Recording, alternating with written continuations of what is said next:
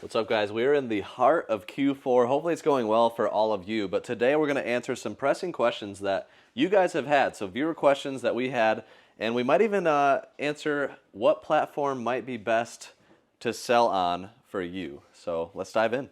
So first question, if you could only sell on one platform, which would it be? Maybe explain what platforms we are on.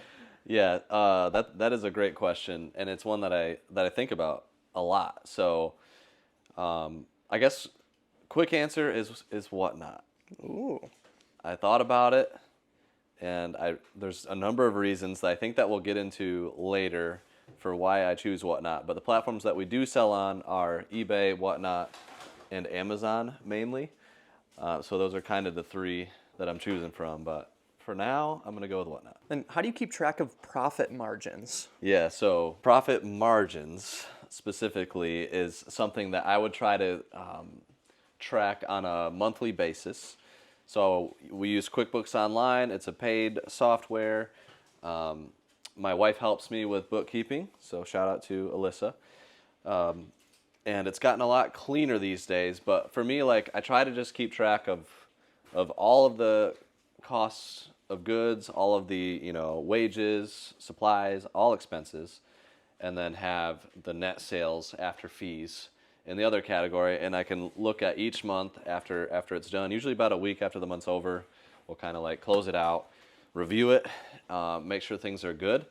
Haven't been able to do it like on a monthly basis until this year, so that's been a work in progress. Usually it's like review it every quarter or end of the year type of thing. But now we do have a much better idea of profit, and then you can kind of just figure out your margin from there overall as a business. To me, that's the most important thing, but we do have breakdowns so we can say, all right, is this part working? Like, is Amazon going well? Is Whatnot going well? eBay, the content side of things, how's that going? For the amount of time and input we put in, is there an ROI? Is there a return on investment in that category? In which areas are we making the most business profit dollars per hour? Those are what I want to hone in on more while still staying diversified to reduce risk. I think that's important because a lot of people get sucked into like every single item needing to keep track of, and that will just lead to burnout.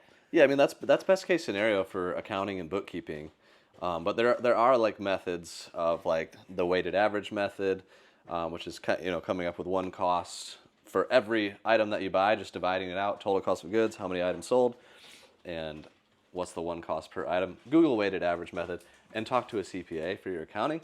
But yeah, Don't listen to us. yeah, like don't listen to me. That's just like that's kind of how we do it. We talked to our CPA, and she's like, yeah, that sounds like a good option for you because there's so many ins and outs that it would be really hard to specifically track every single thing. What is currently your favorite XYAB product and why?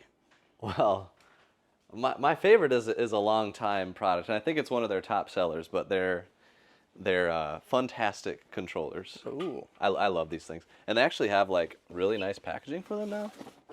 So like, If you have a store, this definitely looks a lot prettier. yeah, I think we might start ordering them like this because I really like them in their original packaging. But I do too. they also have a cheaper option if you just want them in the bubble wrap like that, or for personal. But yeah, they're a channel sponsor. They do great work. We have tons of their stuff on these shelves. Like the Jungle Green GameCube controller is awesome. I think I actually see my favorite item. It's in here. Game Boy Advance batteries. Yeah. For how little cost it is, and it can Oh, yeah. save, $100 handheld. This is the most common problem that SPs have. So yeah, just having, and they're cheap. You can buy them in bulk. So if you're a business, check out our info for XYB down below. $50 off your first order of 100 or more. But they have like so many great products. We believed in them before they were channel sponsor. We were using them. We were mad we didn't know about them earlier, and started using their products. We're like, this is amazing. Reached out and said, hey guys, we would love to partner, and they did. And it's been over at what, almost 2 years? Almost 2 years now. Almost 2 years of being partnered. So shout out to XYAB. If you haven't checked them out, please do. It will change your business. It will help maximize your profits if you're selling video games. Maybe this question is Q4 minded, maybe just in general, but are there any consoles or games that seem to be trending up currently? For instance, it was N64 and then GameCube. What is it now? Yeah, I mean, I think that trend stays pretty consistent. So like GameCube is still really strong. It's probably the strongest just overall retro category for gaming. any platform that's selling, it's selling fast. And that's like my age, grew up on GameCube, so 47. And but now I think it's like Matt's age, and yeah, like 25 range is getting 360 and PS3. Like that was more their childhood games. That's Not crazy. true for Matt, but for many of his age and your age, Sky Guy. But yeah, just kind of like when you get your big kid job. Yeah. And you get your money and you want to buy back your childhood, that tends to be the console that's doing well. And those are selling fast right now. 360, Well, I was Wii, about to PS3. say, I think with the 360 store closing, like that was a factor for sure. so I think that's probably trending up. Yep. But there's other stuff that's still pretty good. That's pretty much what I would say. Yeah. And who is sponsoring today's video? Factor. If you're like us, this fall you've got a lot going on outside of the kitchen. So keep your plans and turn to Factor. They deliver nutritious, fresh, chef-prepared meals ready to eat in just 2 minutes. Now, we've worked with HelloFresh in the past, and they actually own Factor, which means there's now even more meal plans to choose from. So there's really something for everyone's lifestyles and tastes. Factor has more than just lunches and dinners. They have over 60 add-ons to keep you fueled and focused 24/7. Some of these add-ons include delicious breakfasts and snacks, like these shakes that have kept Matt up and running every day. And with a plethora of flavors to choose from, you'll never get bored. We're always excited when picking out meals, but even more excited when that box arrives. Factor has become a go-to lunch solution for a lot of us here at the Game Barn, especially when it's a busy workday. Head to factor75.com or click the link below and use code CATRP50 to get 50% off your first Factor box and 20% off your next month of orders. That's code CATRP50 at factor75.com to get 50% off your first box plus 20% off your next month of orders. All right, here's a big question and one that we've got before. When do you cash out when reselling? This person says, I've grown from having $150 to $2,000 in cash, but I feel like I need to keep reinvesting it. Dang. Well, first off, congratulations. That's some great growth. Over a 10x in cash, which is huge. I do have a lot of thoughts on this question. I don't have it exactly formulated, but the way that I've done it, what's worked for me, is basically like at minimum every year, we try to come up with a new, I call it a business zero, or just like the amount of money that's in your checking account that you don't go below. So, in this case, started with $150, got it up to $2,000, wondering when to cash out. Well, if it's a side hustle and you can afford to continue to grow it, that's great. The faster you can grow it, the better, the more power your business has. So that's why you want to grow it. But yes, you need to cash out. You need to have wins. You need to have profit, especially if it's your full-time thing. Absolutely, you need to pull out profit and stuff. For me, it's like, all right, I think I started with like $1,000 business zero. So when I'm going to garage sales and thrift stores, $1,000 is like plenty and is enough to get good inventory and keep things moving consistently. And I'll build it up and wouldn't let it go below 1,000. But then I was like, all right, now I want to get to like level 3 of sourcing, start buying collections. So I feel like 10,000 is kind of my long-term goal. So for that year, I'm like slowly saving up while still paying bills and taking profit, but knowing that I'm building up to 10,000 by the end of the year. So that if a collection comes along, I have that money available and ready to go. And this was a few years ago. And now it's kind of changed more recently as we're trying to be interested in buying out stores that have gone out of business, or like massive collections or things like that. Like this has changed. So we have like $2,000 now. Yeah. What I would say is basically like always have a goal and put a time on it to get there, and work your way up constantly. Whatever that means for you, but like now like I like to reevaluate, maybe quarterly or even monthly in some cases, depending on like Q4 right now, it's like, all right, we need a lot of cash flow. So we're keeping that strong. But each year at minimum, definitely reevaluate and try to get that up and be growing and take profit out with that goal in mind. Do you think the retro game market could go the way of Atari? Or is Nintendo too big to not be valuable? Or other consoles as well? I don't want to be naive here. So yeah, maybe this could age terribly in 3 years. It could. I think there are markets that are somewhat related that continue to be strong examples and have been along way longer. So examples would be comic books. That's probably the best example because there's a functionality to comic books. It's not the same as video games, but there's a book you can read and use something with, and it's a collectible.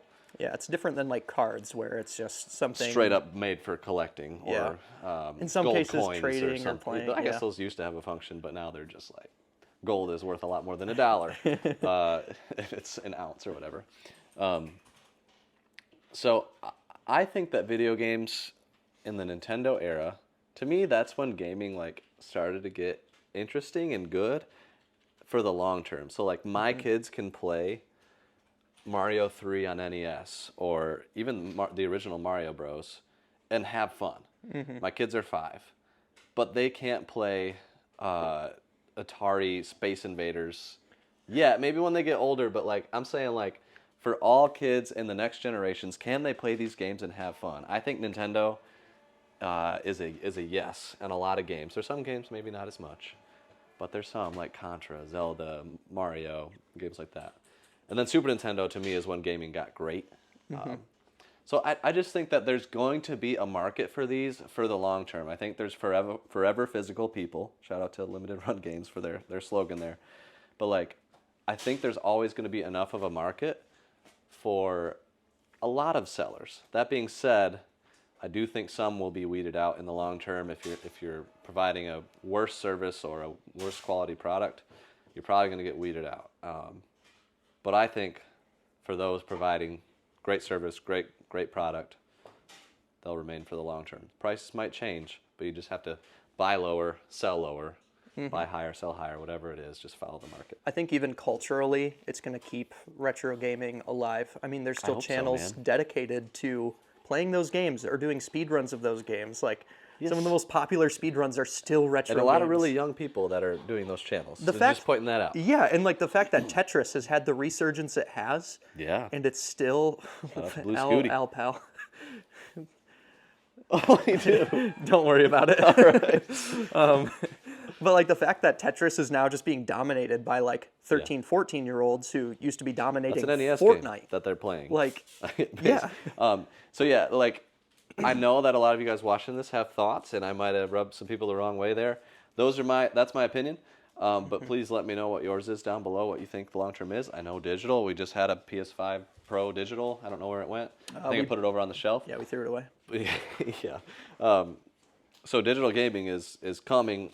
It's here, and it's becoming more and more of a thing. I don't even know if physical will be part of the next generation. I'm curious because I feel like Matt knows the sales numbers better than I do. The PS5 digital versus disc. Well, Disc drive outsold a lot. yeah. Yeah. And a lot of people want it for like Blu-ray player as well. Like So the one with the disc drive sold a lot more than the digital. But yeah, I would agree the cross functionality of 4K Blu-ray is important for the sales. And I think that, again, going back to the Xbox thing, Xbox no longer having a lot of those digital games just being lost media. I think a lot of people care now more than ever about having physical products, even with movies, because they can just yoink them or change them. Hopefully they figure out having a way to have the physical product, and then there's like a one-time use code or something that can transfer between consoles. Oh. This is Quinn's idea, my brother. But like, it's a nuanced idea, but if you can get the physical game, and then if you want to have the digital option of convenience, be able to pick any game at any time with your Switch or whatever, PS5, that would be awesome. So hopefully they can figure out the Even if it was like a the $20 breed of this. upcharge, I feel like people would take it. And that's I would do maybe it. that's the solution to the $70, $80, $90 game. Yeah, thing which that's games were going on. $60 in 1993, so the fact that they're still $60 is crazy. With all of that in mind, what types of games, consoles, or accessories are worth buying for an investment? I do get that question a lot. I don't think that there's many that should be, in my opinion, these days. I think investment things or things that have gone up in value went up in value because they're organically collectible. People weren't buying them as collectibles back in the day, so I've got some stuff over here. Like base set Pokemon packs. They Yeah, weren't popular. yeah. People were buying them to play with and to collect them. So if you have them still sealed or in excellent condition, that's truly rare, right? This Pokemon Yellow, nobody was buying this. I don't know what those were. Oh, Okay. I don't know either. Nobody was buying this and keeping it sealed, right? Like these were flukes that happened and became rare. So a sealed copy of Pokemon Yellow has extensive value just because it wasn't a thing. But if you look at this, for example, Pokemon Violet sealed plus the Hidden Treasures of Area Zero, this is one that I would say is more likely to go up in value over time. But it's been months, and I think there's a lot more people doing this, right? And I don't do this very often, but this was one where I was like, yeah, maybe I'll buy a few and just throw them on a shelf. But it hasn't gone up in value, and it's been months. So I mean, think you it's could like- get lucky on some things. Like if you got Fortnite physical on PS4 or Xbox One and kept it sealed, that's gone up in value because it didn't sell very Or well. Concord for the PS5. Yeah, very random. Also, Godzilla on PS4. Godzilla PS4. Like there are things that go above, but usually they're not very predictable. So I wouldn't try to. I don't like put heavy money in things that I'm holding for the longer Yeah, term. maybe that's like another question. Like, what percentage? Obviously, invest in actual things first. I think if you can get 10% on mutual funds, and if you want to actually invest in stocks and stuff, then that is going to be hard to beat. Yeah. 10%, which compounds every year. So I guess like how much would you spend, or maybe like a percentage of fun money would you set aside to like, okay, this is speculative, I'll still enjoy it if it doesn't go up. I like to have a small percentage for stuff like that, but it's very negligible. And one quick example of a random one, PS5 controllers, me, Skaga, and Matt are all kind of trying to collect all of them. So the purple one, the red one, the pink one, they all came out at the same time. The purple and the red still being sold, still in stock, still like $75 or a little bit less. The pink one is discontinued and already price charts at like $113, and this came out not that long ago. So that one is, and I don't think you can get it for $113. I think it's probably more like $150ish on eBay for the U.S. version. So that's a random one that is just kind of organically collectible. Couldn't see it coming, but it went up. That's bizarre. Like I got it for Christmas last year. Yeah. What are some of the pros and cons of selling video games? So this is one I took notes for because I like this question. Three platforms, right? So pros and cons of each platform is kind of how I would look at it. So eBay, pros just in general, no barrier to entry. So this is like the best way to start a business. You can start selling on eBay like today. It's a limited number of items, but if you start shipping things well and doing things, you build yourself up pretty quick. You can sell anything, so love that. The garage sale stuff, whatever, you can sell what's in your house. Predictable input equals predictable output. So like consistency on the input end equals consistency on the output end. We have all these things that we do in Discord eBay challenges that like will lead to success on eBay, almost guaranteed, as long as you're selling the right items. And then eBay, compared to Amazon especially, does value sellers. A lot of people think that they don't, but they really do. They care about sellers' input, feedback, and they definitely value their sellers. The cons, it takes more time to list. So multiple pictures.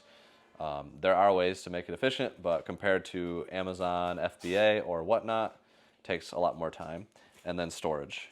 So you have to have storage on hand. The items might take longer to sell, especially if you're trying to utilize the slow dime model. That's the reason we had to build that wall. Yep. But we've shifted a lot of our inventory to Amazon and whatnot, which is, in general, get stuff out of here a lot quicker. So whatnot pros, it's interactive. There's community. I love those things about it. It's fun and engaging. We've gotten to connect with a lot of people. So if you're a whatnotter, Chase_ATRP, let us know. Let us know you're a whatnotter. Quick moving stuff, like I mentioned earlier, like, you know, it's auction 1 through 100 that we sell, and you show it on video, and it's like one listing where you get 100 sales, and it's just gone, no matter what. Like, it gets bids, and it goes, which is great. And Whatnot values sellers as well. They definitely, they're obsessed almost with, like, taking seller feedback and improving and growing, and they do it at the risk of things not working well. But we actually have grown to really love that. Like, they're always constantly improving and changing things. It's nice because it's like they can roll out a feature in a week and instantly get 2,000 like users' feedback just like that and make an adjustment And they versus adjust like on the fly. maybe waiting a year to roll out something that was never tested Yep. and might be worse. Yeah, there's pros and cons to that specifically, but I like it. Whatnot also has their Discord, which I think like keeps their thumb on the pulse pretty Right, well. so Discord for sellers. The cons of Whatnot, it's tough to build audience, so that is a challenge. You can do it. Like, you don't need YouTube, social media. You can have Whatnot be essentially your social media. There's a lot of sellers that have done it, but it is hard. It takes work. It takes consistency. It takes like probably some shows with cool giveaways to get followers, stuff like that. It's a live streaming platform first, so Yep. you have to know how to attract an audience like that. 100%. But people in our community have done it. Yeah, there's been a lot of success there. You may get less for your items. You almost certainly will get less compared to like an eBay maximizing. In our case, we do. We do get less than price charting on average. We've tracked it, and that's just a reality. I bet we love the fast-moving nature of it. So as long as you can get your percentage to a number that makes sense with your margins, good to go, and it keeps the cash flow rolling. And it can be tiring, especially if we do a 12-hour show. Oh yeah. Streaming and staying like on your game and engaging, it can be tiring. Yeah, I think the burnout for both eBay and Whatnot is real if you don't handle it well. Yes, I mean if you're streaming like 8 hours a day every day, can you imagine that? There's a reason the big streamers have like 2-3 different people that run them or have multiple channels for different sellers and 100%. And then Amazon pros, they have the most customers, like by far. yeah. Just so many people shopping on Amazon, especially if you are like an FBA seller, which means your items are getting shipped with Amazon Prime. They're fulfilled by Amazon. That's what FBA stands for. Huge, huge advantage. Tons of customers always. And then when there's Prime Day, when there's Black Friday, when there's Q4, Amazon is the place to be, because that's where the people are. Like, it's crazy. Stuff is fast moving, Yeah, is there an especially in example Q4. of volume? Sorry to interrupt. Yeah, I mean, I don't even, the volume that they do, the revenue that they do is just like not even in the same ballpark as Whatnot and eBay combined. Like it is just far, far beyond it. But yes, I love that the stuff is fast moving. And then the other advantage is, or the pro is, you can get premiums. You do need to provide a premium product, premium quality, with a premium service, which is like the one-day shipping, super easy returns for customers. There's peace of mind. And they know that they're backed as customers. But that leads to a con, which is Amazon does not value sellers at all. You're expendable. You are absolutely nothing to them. Doesn't matter how big you are nothing. Because they value their buyers above all else. They value buyers. And maybe there's people that feel like they value sellers, but like my experience has been, this person said your game is fake, you're gone. The logic is kind of all in favor of the buyer, no matter what, even if the buyer is doing return fraud, which is another con. And other cons, ungating / barriers to entry. There can be fluctuation in prices pretty dramatically, whereas eBay stays pretty consistent. What's ungating? Ungating, if you start on Amazon today, there's a lot of things that you won't be able to sell. And this is another pro-buyer thing. Amazon only wants good sellers. So they don't want anybody selling inauthentic stuff. So you have to get ungated or authorized to sell Nintendo, Sony, Microsoft, different like Rockstar Games, like all these brands, categories, different things. Your account will be gated in. We do have resources in our Discord, Amazon Beginners Chat, and ungating stuff that has helped a lot of people get ungated. And if you're willing to like put in the work, Amazon can be huge. And it is a huge part of our business. It's why like our buy list has become a big part, is stuff for Amazon, especially in Q4, we're feeling that. But like the cons for Amazon are the most frustrating. Because we've had friends that are great sellers that didn't do anything like wrong, in my opinion, that are kicked off for life. There's multiple that I can think of. And like, that's just the kind of thing in general that you wouldn't really see from the other two, eBay and Whatnot, doing. So That's why we usually have preached diversity for the last couple of years. Yes, but the pros are just so dramatic with Amazon that it's worth it for us. Might not make sense for you. I know that the majority of our viewers sell on eBay compared to any of the other platforms, and not as many sell on Whatnot or Amazon. But definitely worth considering. If you're only selling on one platform, maybe consider one of these other ones based on some of these pros and cons. We actually did a poll in our Discord for people that have done over 6 figures in sales. What percentage of them do more than just eBay? And I believe it was like over 60% of people doing 6 figures in sales do more than just one platform. Okay, that is helpful because in our Discord, all sellers, so under 6 figures or not, it was like, what, 80 or 90% were eBay and only eBay?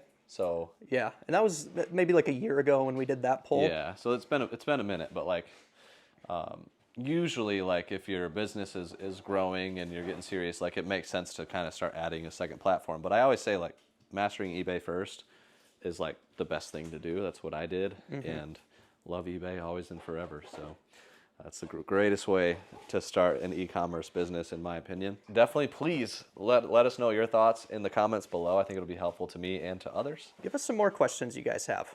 Oh yes, more questions that you want us to answer in the next one. Good luck this Q4. Go out there and get it. Get some stuff listed. Get some stuff sold. Barley, crap, most stank, more liquid is sticky.